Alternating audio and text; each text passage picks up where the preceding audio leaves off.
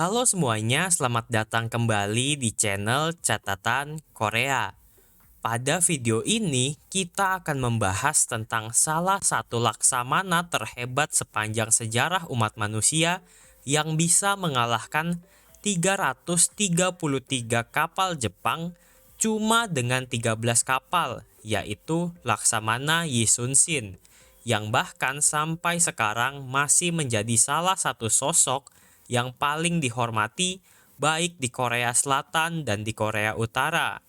Yuk kita langsung aja bahas tentang salah satu sosok paling berpengaruh dalam sejarah ini.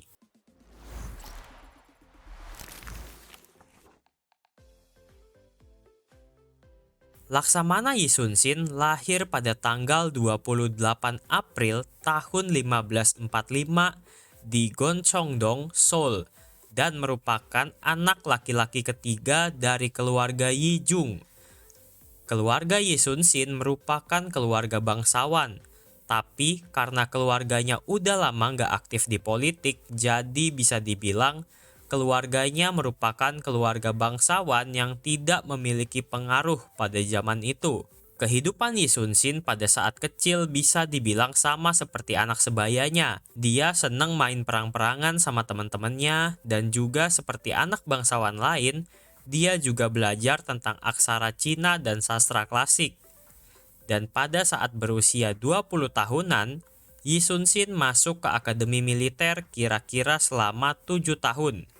Di akademi militer ini dia belajar tentang banyak hal, misalnya cara memanah, cara menunggang kuda, dan ia juga belajar ilmu bela diri di akademi militer tersebut. Dan setelah itu, pada saat dia berumur 28 tahun, dia ikut ujian militer nasional KWAGO, biar dia bisa jadi perwira junior. Tapi sayang, pas Yi Sun Sin ujian Kalvari, dia jatuh dari kuda dan kakinya patah sehingga dia gagal tes dan enggak diterima jadi perwira junior. Nah, dari bagian ini kita mulai membahas tentang karir militer Yi Sun Sin.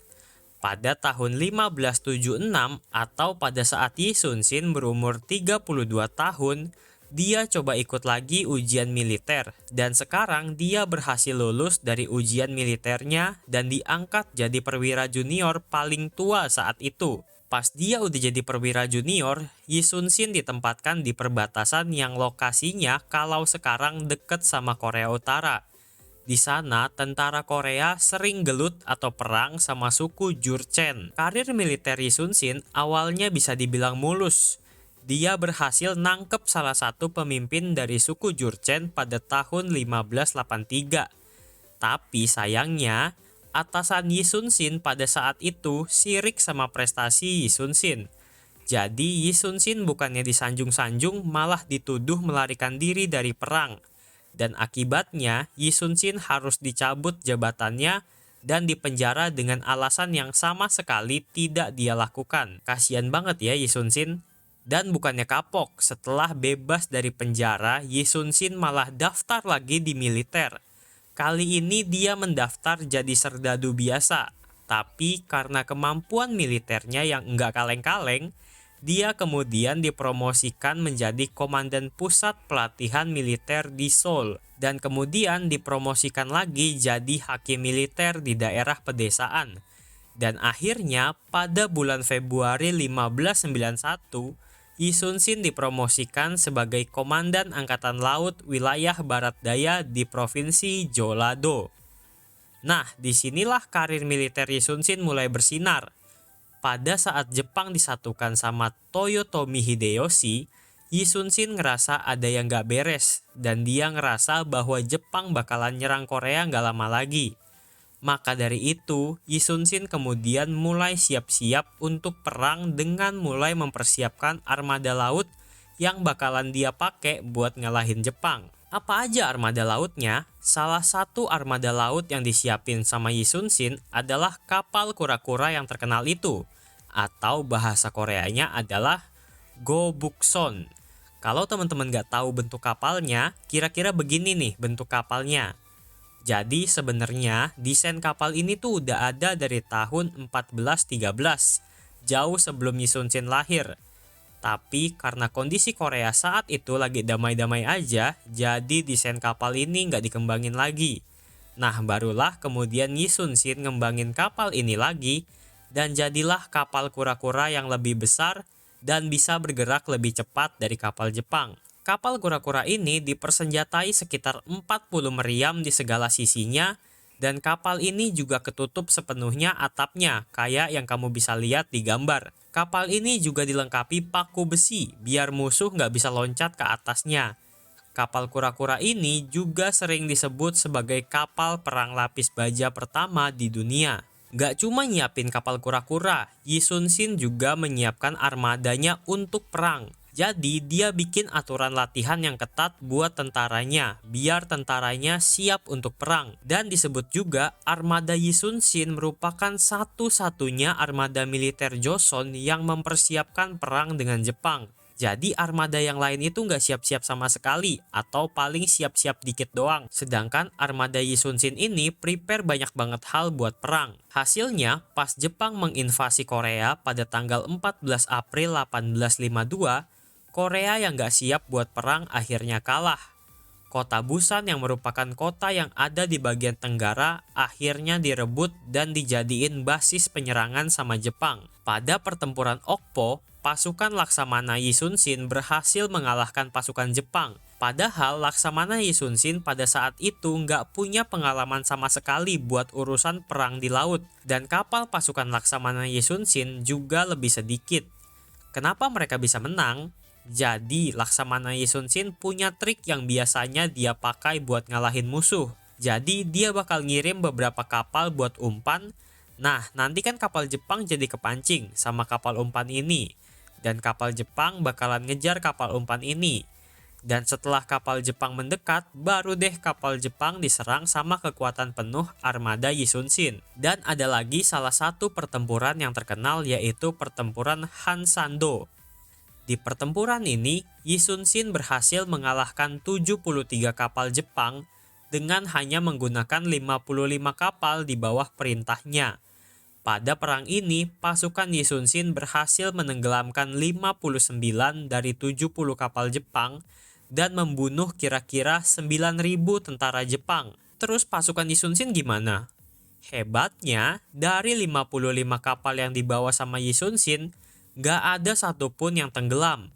Karena prestasi ini, pada tanggal 15 Agustus 1593, Yi Sun-shin diangkat menjadi Panglima Angkatan Laut Selatan. Akibat dari kekalahan pada beberapa pertempuran tersebut, Jepang berada dalam kondisi yang buruk.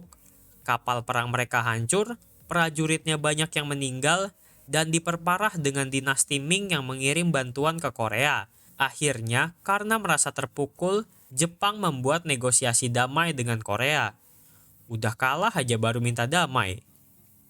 Tapi negosiasi damai ini cuma bertahan selama 46 bulan. Dan kemudian perang pecah kembali. Tapi Jepang sekarang gak bego. Mereka memperkuat militer mereka dan bahkan mereka ngirim mata-mata ke Korea. Mata-mata Jepang ini nipu pemimpin Korea pakai informasi palsu yang bertujuan memancing armada Korea agar nyerang Jepang. Padahal Jepang punya armada yang jauh lebih kuat. Nah, Laksamana Yi Sun-shin curiga nih kalau informasi yang dikasih itu palsu. Jadi pas dia diperintah sama pemimpin Korea buat nyerang Jepang, dia nolak dengan alasan tadi, yaitu dia ngerasa informasi yang diberikan merupakan informasi yang sesat. Tapi malah nggak ada yang percaya sama Yi Sun-shin. Dan karena menolak perintah, dia ditangkap lagi, disiksa, dan dicopot pangkatnya lagi. Jadi sampai sekarang dia udah 2 kali nih ditangkap dan dicopot pangkatnya. Dan akhirnya Korea tetap nyerang Jepang dengan dipimpin oleh Laksamana baru yang ditugaskan untuk menggantikan Yi Sun-shin. Dan hasilnya bener aja, ternyata informasi itu merupakan jebakan. Pas armada Korea nyerang Jepang, ternyata mereka udah ditunggu sekitar 500 sampai 1000 kapal perang. Dan akhirnya dari 200 kapal perang yang dibawa, cuma tersisa 12 kapal yang bisa kabur. Sisanya hancur berantakan digempur oleh pasukan Jepang. Dan pas Raja Korea dengar berita kekalahan ini, akhirnya dia baru sadar dan ngebebasin dan ngebalikin pangkat dari Laksamana Yi Sun-shin sebagai komandan dari armada yang tersisa, yaitu 12 kapal yang berhasil kabur itu tadi. Dan mungkin karena Raja Korea saat itu udah ngeliat gak ada harapan buat mereka perang di laut, karena armada mereka cuma ada 12, dia bilang ke Yi Sun-shin buat membubarkan armadanya dan bergabung buat perang di darat aja. Tapi tahu nggak apa yang dibilang sama Yi Sun-shin? Dia bilang gini, "Yang mulia, saya masih memiliki 12 kapal perang." Gila kan? Jadi Yi Sun-shin berencana melawan armada Jepang cuma bermodalkan 12 kapal perang yang tersisa itu. Dan karena Yi Sun-shin sadar bahwa dia kalah banget dalam urusan jumlah, akhirnya dia berusaha membuat strategi. Dia ngelihat ada sebuah selat yang cocok untuk rencananya, yaitu Selat Myeongyang. Selain ukuran selat ini yang kecil, arus laut di selat ini juga berubah-ubah. Jadi Sun Shin memutuskan bahwa selat ini bakalan jadi tempat perang yang selanjutnya. Tempat tarung udah nemu, sekarang tinggal atur pasukan.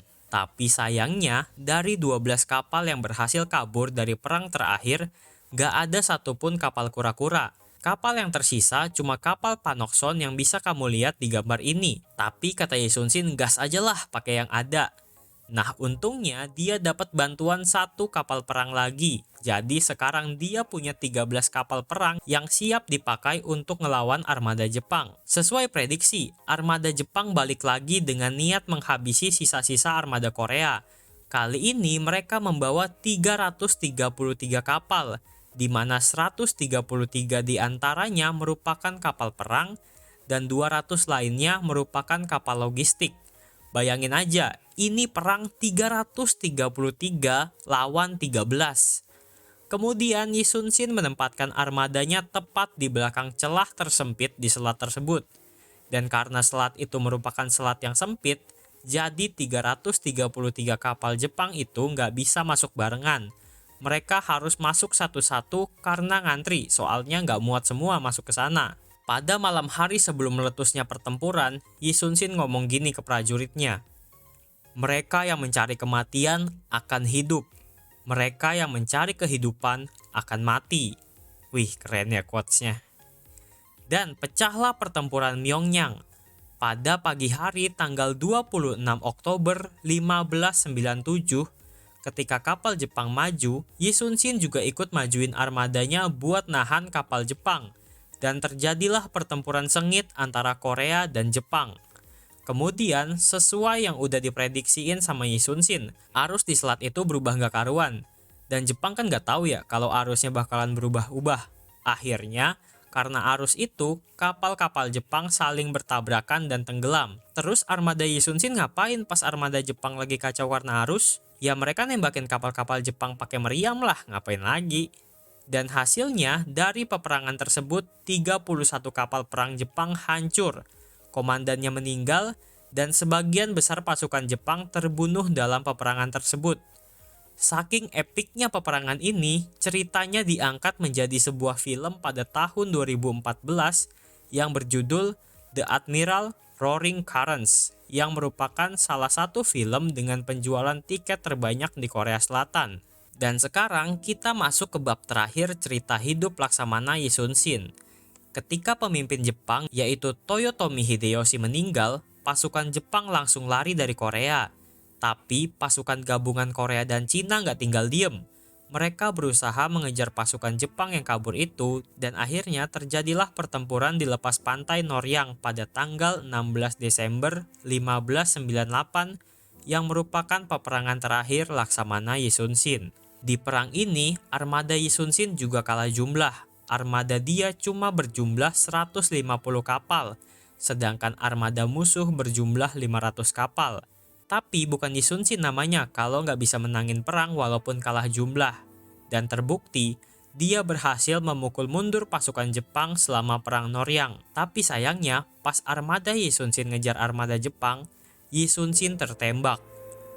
Mengetahui bahwa waktunya udah nggak lama lagi, dia ngomong ke pasukannya buat nggak ngumumin kematiannya ke seluruh armadanya.